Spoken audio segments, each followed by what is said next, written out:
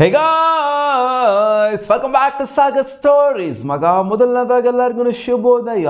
ಸೋತಿದ್ದಂತೂ ಸೋತಿದ್ದಾಗಿದೆ. ಇವಾಗ ಸೋತಿರೋದ್ರ ಬಗ್ಗೆ ಯೋಚನೆ ಮಾಡ್ಕೊಂಡು ಕೂತ್ಕೊಳಕ್ಕಾಗಲ್ಲ, ಮುಂದೆ ಹೋಗಬೇಕು. ಇವತ್ತಿನ ಮ್ಯಾಚ್ ಪ್ರಿವ್ಯೂಗೆ ಎಲ್ಲರಿಗೂ ಸ್ವಾಗತ. RR ವರ್ಸಸ್ DC ಹೋಗ್ಬಿಡೋಣ ಮ್ಯಾಚ್ ವಿಚಾರಕ್ಕೆ. ಅದಕ್ಕಿಂತ ಮುಂಚೆ ಪಾಯಿಂಟ್ಸ್ ಟೇಬಲ್ ನೋಡುವಂಥ ಸಮಯ. ನಿನ್ನೆ ಮ್ಯಾಚ್ ಸೋತಾದ ನಂತರ RCB ಯಾವ ಥರ ಕಾಣಿಸ್ಕೊಂತಿದೆ, RCBಗೆ ಏನಾಗಬೇಕು ಇವತ್ತಿನ ಮ್ಯಾಚಲ್ಲಿ, ಜೊತೆಗೆ ಇವತ್ತು ಇವ್ರು ಗೆಲ್ತು ಅಂದರೆ ಯಾವ ಥರ ಟರ್ನ್ಔಟ್ ಆಗುತ್ತೆ ಪಾಯಿಂಟ್ಸ್ ಟೇಬಲ್ ಎಲ್ಲ ನೋಡೋಣ. ಅದಕ್ಕಿಂತ ಮುಂಚೆ ಚಾನಲ್ ಸಬ್ಸ್ಕ್ರೈಬ್ ಹಾಕೊಳ್ಳಿ, ಸಬ್ಸ್ಕ್ರೈಬ್ ಹಾಕೊಂಡು ಬೆಲ್ ನನಗೆ ಪಡಾರ್ ನನಗೆ ಕ್ಲಿಕ್ ಮಾಡ್ಕೊಳ್ಳಿ ಮಗ. ಸೊ ಪಾಯಿಂಟ್ಸ್ ಟೇಬಲ್ ಡಿಸ್ಪ್ಲೇ ಮಾಡ್ತಾ ಇದ್ದೀನಿ. RCB ನಿನ್ನೆ ಆಲ್ಮೋಸ್ಟ್ 4.5 ಓವರಿಂದ ಸೋಲ್ತಾ ಇದ್ದಂಗೆ ಒಂದು ಹ್ಯೂಜ್ ಮಾರ್ಜಿನ ಸೋಲನೆ ಆಯಿತು. ಎಷ್ಟು ಓವರ್ ಸ್ಪೇರ್ ಹೊಡಿತಾರೆ ಅಂತ ಅಂದರೆ ಅದು ನಮ್ಮ RCBಗೆ. ಸೊ RCBಯ ನೆಟ್ ರನ್ ರೇಟ್ 1.9 ಸಮಥಿಂಗಲ್ಲಿ ಇದ್ದಿದ್ದು 1.420 420 ಆಗೋಗ್ಬಿಟ್ಟೈತಿ ಇವಾಗ ನಮ್ಮ ನೆಟ್ ರನ್ ರೇಟ್ 1.420.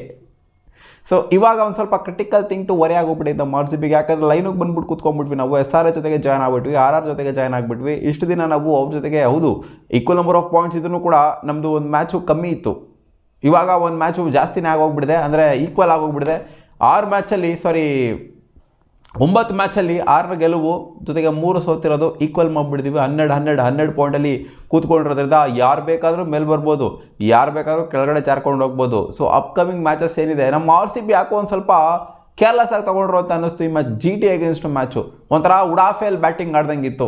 ಇಲ್ಲ ನಮಗೆ ಯಾರನ್ನ ನಾವು ಹೊಡೆದತ್ತು ನಜ್ಜಿ ನಾಯಿ ರುಬ್ದಂಗೆ ರುಬ್ತೀವಿ ಎಲ್ಲರಿಗೂ ಅಂತ ಉಡಾಫೇಲಿ ಅಂದರೆ ಇವ್ರ ಮೇಲೆ ಒಂದು ಮ್ಯಾಚ್ ಗೆದ್ದುಬಿಟ್ಟಿದ್ರಲ್ಲ, ಅವನು ಕಾನ್ಫಿಡೆನ್ಸ್ ಕೂಡ ಇತ್ತು. ಆ್ಯಂಡ್ ಒಂಥರ ಪಾಯಿಂಟ್ಸ್ ಟೇಬಲಲ್ಲಿ ಮೇಲಿದ್ದೀವಿ ಅನ್ನೋ ಒಂದು ಇದು ಕೂಡ ಇತ್ತು, ತಲೆಯಲ್ಲಿ ಒಂದು ಕಿರೀಟ ಅಂತ ಹೇಳ್ತಾರಲ್ಲ ಅದನ್ನು ಕೂಡ ಇತ್ತು. ಅದಕ್ಕೋಸ್ಕರ ಒಂದು ಸ್ವಲ್ಪ ಉಡಾಫೆ ಬ್ಯಾಟಿಂಗ್ ಆಡಿದ್ರು ಅಂತ ನನಗೇನೋ ನಿನ್ನೆ ಬ್ಯಾಟಿಂಗ್ ಎಲ್ಲ ನೋಡಾದ್ಮೇಲೆ ಅನ್ನಿಸ್ತು. ಹೌದು ಅದೊಂದು ಕ್ಯಾಚ್ ಬಿಡ್ತು ಅಂತಂದರೆ ಇನ್ನೆಲ್ಲ ಮಿಕ್ಕಂತವ್ರೆಲ್ಲ ಒಂಥರ ಉಡಾಫೆ ಬ್ಯಾಟಿಂಗ್ ಆಡಿದ್ರು ಅಂತ. ಸೊ SRH ಅವರು ಸಿಕ್ಕಾಪಟ್ಟೆ ಕಂಫರ್ಟಬಲ್ ಆಗಿದ್ದಾರೆ. ಆ್ಯಂಡ್ RR ಅವರು ಇವತ್ತಿನ ಮ್ಯಾಚಲ್ಲಿ ಗೆಲ್ತು ಅಂತಂದರೆ 2ನೇ ಪೊಸಿಷನ್ಗೆ ಬರ್ತಾರೆ respective of net run rate. ಯಾಕಂದರೆ 14 ಪಾಯಿಂಟ್ ಆಗಿ ಹೋಗ್ಬಿಡುತ್ತೆ, ಮೇಲ್ಗಡೆ ಖಂಡಿತ ಬರ್ತಾರೆ.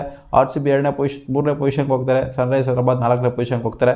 ಇನ್ ಕೇಸ್ ಸನ್ರೈಸ್ ಹೈದರಾಬಾದ್ ನೆಕ್ಸ್ಟ್ ಮ್ಯಾಚ್ನ ಗೆಲ್ತು ಅಂತಂದರೆ ಅವ್ರ ನೆಟ್ ರನ್ ರೇಟು ಕೂಡ ಚೆನ್ನಾಗೇ ಇದೆ. ಸೊ ಅವರು ಮೇಲ್ಗಡೆ ಬರ್ತಾರೆ. RCBಗೆ ನೆಕ್ಸ್ಟ್ ಮ್ಯಾಚ್ ಏನಾದ್ರು ಸೋತೋಗ್ಬಿಡ್ತು ಅಂತಂದರೆ ಅವಾಗ ಸೀರಿಯಸ್ ಥಿಂಗ್ ಟು ವರಿ ಆಗೋಗ್ಬಿಡುತ್ತೆ ನಮ್ಮ RCBಗೆ.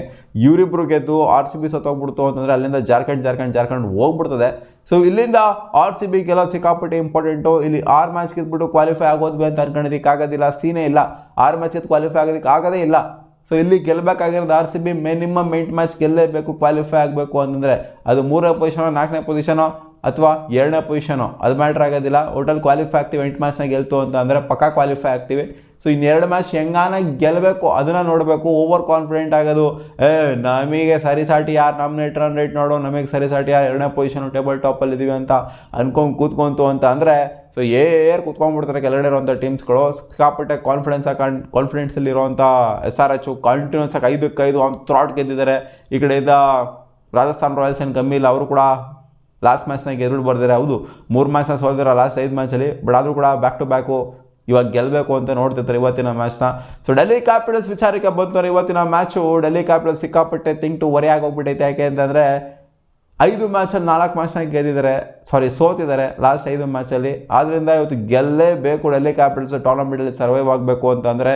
ಯಾಕಂದರೆ ನೋಡಿ ಅವರು ಆಡಿರುವಂಥದ್ದು 8 ಮ್ಯಾಚು, 3 ಮ್ಯಾಚ್ನ ಗೆದ್ದಿದ್ದಾರೆ, 5 ಮ್ಯಾಚ್ನ ಸೋತಿದ್ದಾರೆ, 6 ಮ್ಯಾಚ್ನ ಸೋತೋಗ್ಬಿಡ್ತು ಅಂತಂದರೆ ಇವ್ರು ಮ್ಯಾಚ್ ಮಾಡಿಬಿಡ್ತಾರೆ. LSG ಜೊತೆಗೆ ಒಂದು ರೇಂಜಿಗೆ KKRನೂ ಮ್ಯಾಚ್ ಮಾಡ್ತಾರೆ. KKR ಒಂಥರ ಅವ್ರು ಔಟ್ಸಲ್ಲಿದ್ದಾರೆ. MI ಮತ್ತು LSGನ ಮ್ಯಾಚ್ ಮಾಡಿಬಿಡ್ತಾರೆ. ಸಿಕ್ಕಾಪಟ್ಟೆ ಬಾಟಮ್ಗೆ ಹೋಗ್ಬಿಡ್ತಾರೆ. ಟೂರ್ನಮೆಂಟ್ನ ಸಗದಾಗಿ ಸ್ಟಾರ್ಟ್ ಮಾಡಿದವರು ಎಣ್ಣೆ ಈ ಥರ ಮಾಡ್ತಾ ಇದ್ದಾರೆ ಅಂತಂದರೆ, ಮಿಡ್ವೇಲ್ ಈ ಥರ ಆಡ್ತಾ ಇದ್ದಾರೆ ಅಂತಂದರೆ ಅದು ಅವ್ರಿಗೆ ಸೀರಿಯಸ್ ಥಿಂಗ್ ಟು ವರಿ ಆಗುತ್ತೆ. ಇಲ್ಲಿ ಮಸ್ವಿನ್ ಮ್ಯಾಚ್ ಇರೋದು RR ಅವ್ರಿಗೆಲ್ಲ, DC ಅವ್ರಿಗೆ ಮಸ್ವಿನ್ ಮ್ಯಾಚ್ ಇದು. ಯಾಕಂತಂದರೆ ಅಲ್ಲಿ ಕೆಳಗಡೆ ಮ್ಯಾಚ್ ಆಗೋಗ್ಬಿಡ್ತು ಅಂದರೆ LSG ಜೊತೆಗೆ ಮುಂಬೈ ಇಂಡಿಯನ್ಸ್ ಜೊತೆಗೆ ಅವರವರೇ ಕಿತ್ತಾಡ್ಕೊಬೇಕಾಗ್ತದೆ. ಸೊ ಮೇಲ್ಗಡೆ ಬರೋದಕ್ಕೆ ಎದ್ದೇಳೋದು ಅಷ್ಟು ಈಸಿ ಅಲ್ಲ. ಎಲ್ಲ ಮ್ಯಾಚ್ನ ಗೆಲ್ಲೋದು ಇಲ್ಲಿ DC ಆಗಿರಲಿ, MI ಆಗಿರಲಿ, LSG ಆಗಿರಲಿ, ಎಲ್ಲರೂ ಎಲ್ಲ ಮ್ಯಾಚ್ನ ಗೆಲ್ಲೋದಕ್ಕಾಗೋದಿಲ್ಲ. ಆ್ಯಂಡ್ ಎಲ್ಲರೂ ಎಲ್ಲ ಮ್ಯಾಚ್ನ ಗೆಲ್ತಾರೆ ಅಂತ ಎಕ್ಸ್ಪೆಕ್ಟು ಕೂಡ ಮಾಡೋದಕ್ಕಾಗೋದಿಲ್ಲ. ಇವರಲ್ಲಿ ಒಬ್ಬರು ಕೂಡ ಎಲ್ಲ ಮ್ಯಾಚ್ನು ಗೆಲ್ತಾರೆ ಅಂತ ಎಕ್ಸ್ಪೆಕ್ಟ್ ಮಾಡೋದೇ ಕಷ್ಟ. ಅಲ್ಲಿ ಯಾರು ಗೆದ್ಬಿಡ್ತಾರೆ ಅಂತ ಎಕ್ಸ್ಪೆಕ್ಟ್ ಮಾಡೋಕ್ಕಾಗತ್ತಾ? ಇವತ್ತಿನ ಮ್ಯಾಚು ನಮ್ಮ KL ರಾಹುಲ್ ಅಣ್ಣ ಏನವ್ರೆ ಇವತ್ತು ಸಖತ್ತಾಗಿ ಪರ್ಫಾರ್ಮ್ ಮಾಡಿಬಿಟ್ಟು ಗೆಲ್ಲಬೇಕು. ನಮ್ಮ RCB ಇವತ್ತು ಏನಾಗಬೇಕು ಅಂತಂದರೆ ಗೆಲ್ಲಬೇಕು.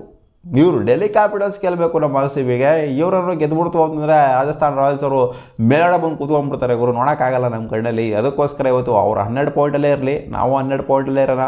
ನೆಟ್ ರನ್ ರೇಟ್ ಆಧಾರದ ಮೇಲೆ ನಾವು ಮೇಲ್ಗಡೆನೇ ಇದ್ದೀವಿ ಇವಾಗ ಕರೆಂಟ್ಲಿ. ಹೌದು ನೆಟ್ ರನ್ ರೇಟ್ ನಮ್ಗೆ ಕಮ್ಮಿ ಇತ್ತು ಅಂದರೆ ನಾವು 4ನೇ ಪೊಸಿಷನಲ್ಲಿ ಇರ್ತಿದ್ವಿ. ಇವಾಗ ಏನಾದ್ರು RRಗಿಂತ ಕಮ್ಮಿ ಇದ್ದಿತ್ತು ಅಂತಂದರೆ ನಾವು ಬಚಾವಾಗಿರೋದೇ ಇಲ್ಲಿ ಚೆನ್ನಾಗಿ ಕಾಣಿಸ್ಕೊಂತಿರೋದೇ ನೆಟ್ ರನ್ ರೇಟಿಂದ. ಸೊ ನೋಡೋಣ ಅದೇನಾಗುತ್ತೆ ಅಂತ. ಇವತ್ತು ನನ್ನ ಪ್ರಕಾರ RCBಗೆ ಆರ್ ಗೆಲ್ಲಬೇಕು, ಸಾರಿ DC ಗೆಲ್ಲಬೇಕು. ಬಟ್ ಆರ್ ಯಾಕೋ ಗೆಲ್ತಾರೆ ಅಂತ ಅನ್ನಿಸ್ತೇವೆ, ಒಂದು ಸ್ವಲ್ಪ ಕಾನ್ಫಿಡೆನ್ಸ್ ಆರ್ ಕಡೆನೇ ಇದೆ ನನಗೆ.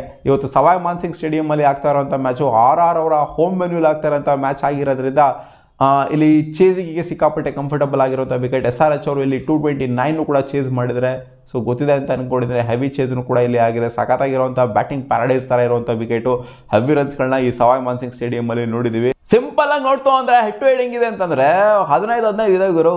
30 ಮ್ಯಾಚಲ್ಲಿ 15 ಮ್ಯಾಚ್ ಇವ್ರು ಗೆದ್ದವರು, 15 ಮ್ಯಾಚ್ ಅವ್ರು ಗೆದ್ದವರು. 50-50 ಇದೆ ಕರೆಕ್ಟಾಗಿ. ಡೆಲ್ಲಿ ಕ್ಯಾಪಿಟಲ್ಸ್ 15, ಅಲ್ಲಿ ಆರ್ ಅವ್ರು 15 ಮ್ಯಾಚ್ನ ಗೆದ್ದಿದ್ದಾರೆ. ಸೊ ಸೈಕಾಗಿ ಕಾಣಿಸ್ತಿದೆ ಹೆಡ್ ಟು ಹೆಡ್ ಅಂತ ಬಂದಾಗ.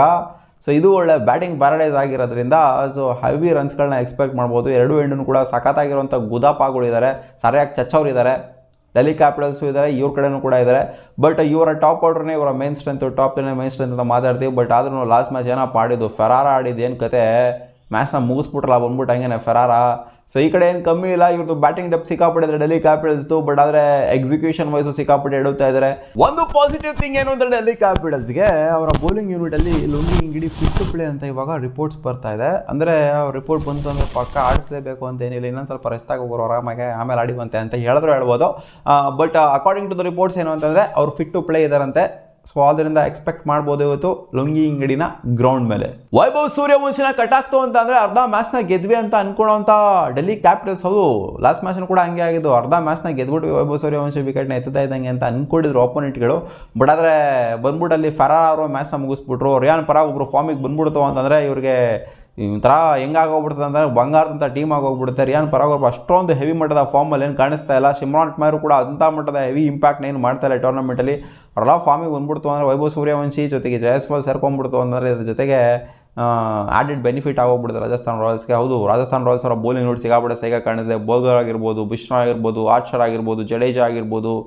ಸೊ ಸಿಕ್ಕಾಪಟ್ಟೆ ಸೈಕ ಕಾಣಿಸ್ಕೊಂತ ಇದ್ದಾರೆ. ಇವರಿಗೆ ಕಂಪೇರ್ ಮಾಡ್ತು ಅಂತಂದಾಗ ಸೊ ಇವ್ರದ್ದೊಂಥರ ಹೆಂಗೆಂಗೋ ಆಗೋಗ್ಬಿಟ್ಟೈತೆ ಡೆಲ್ಲಿ ಕ್ಯಾಪಿಟಲ್ಸ್ ಅವ್ರದ್ದು. ಒಂಥರ ಟೂರ್ನಮೆಂಟ್ ಸಗದಾಗಿ ಸ್ಟಾರ್ಟ್ ಮಾಡ್ತಾರೆ, ಬಟ್ ಎಂಡ್ ಮಾಡದೆ ಒಂಥರ ವಿಚಿತ್ರವಾಗಿ ಎಂಡ್ ಮಾಡ್ತಾರೆ. ಅನ್ಫಾರ್ಚುನೇಟಾಗಿ 2 ಮ್ಯಾಚ್ನ ಸೋತಿದ್ದಾರೆ.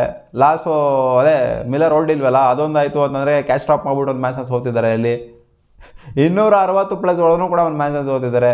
ಸೊ ಒಂಥರ ಸಿಕ್ಕಾಪಟ್ಟೆ ಸೈಕ್ ಥಿಂಗ್ ಆಗೋಗ್ಬಿಟ್ಟಿದೆ. ಸೊ ಇವ್ರಿಗೂ ಅಷ್ಟೇ ಒಂಥರ ಚೇಸಿಂಗ್ ಸಿಕ್ತು ಅಂತಂದರೆ ಸ್ವಲ್ಪ ಈಸಿ ಆಗುತ್ತೇನೋ. ಬಟ್ ಅದೇ ಏನಾದ್ರು ಫಸ್ಟ್ ಬ್ಯಾಟಿಂಗ್ ಆಡ್ತಾರೆ ಅಂದರೆ ರಾಜಸ್ಥಾನ್ ರಾಯಲ್ಸ್ ಅವರು ಗೆಲ್ಲೋವಂಥ ಚಾನ್ಸಸ್ ಜಾಸ್ತಿ ಇರ್ತದೆ. ಟಾಸ್ ಗೆದ್ದವ್ರು ಬೌಲಿಂಗ್ನೇ ಆಯ್ಕೆ ಮಾಡ್ಕೊಳೋದು ಈ ಮ್ಯಾಚನ್ನು ಕೂಡ. ಸೊ ನೋಡೋಣ ಅದೇನಾಗುತ್ತೆ ಅಂತ. KL ರಾಹುಲ್ ಮೇಲೆ ಸಿಕ್ಕಾಪಟ್ಟೆ ಭರವಸೆ ಇದೆ ಇವತ್ತು ನನಗೆ. KL ರಾಹುಲ್ ಏನೋ ಮಾಡ್ಬಿಟ್ಟು ಇವತ್ತು ಮ್ಯಾಚ್ನ ಗೆದ್ಬಿಡ್ತಾರೆ ಅನ್ಕೊಂಡಿದ್ದೀನಿ. ಬಟ್ ರಾಜಸ್ಥಾನ್ ರಾಯಲ್ಸ್ ಗೆಲ್ತಾರೆ ಅಂತ ಅನ್ನಿಸ್ತು. ಬಟ್ ನನಗೆ ಡೆಲ್ಲಿ ಕ್ಯಾಪಿಟಲ್ಸ್ ಗೆಲ್ಲಬೇಕು ಇವತ್ತು. ಎಲ್ಲ RCB ಫ್ಯಾನ್ಸ್ಗೂ ಕೂಡ ಇವತ್ತು ಡೆಲ್ಲಿ ಕ್ಯಾಪಿಟಲ್ಸನ್ನೇ ಗೆಲ್ಲಬೇಕು. ಬಟ್ ಆರ್ ಕಡೆ ನನಗೆ ಕಾನ್ಫಿಡೆನ್ಸ್ ಜಾಸ್ತಿ ಇದೆ, ಇವ್ರು ಗೆಲ್ಲುವಂಥ ಚಾನ್ಸಸ್ಸು ಜಾಸ್ತಿ ಇದೆ ಅಂತ. ನೋಡೋಣ ಇವತ್ತಿನ ಕತೆ ಅದೇನಾಗುತ್ತೆ ಅಂತ. ನಿಮ್ಮ ಅಭಿಪ್ರಾಯ ಏನಪ್ಪ, ಇವತ್ತಿನ ಮ್ಯಾಚ್ ಯಾರು ಗೆಲ್ತಾರೆ, RR ಅಥವಾ DC ಕಾಮೆಂಟ್ ಸೆಕ್ಷನಲ್ಲಿ ಹಾಕಿ.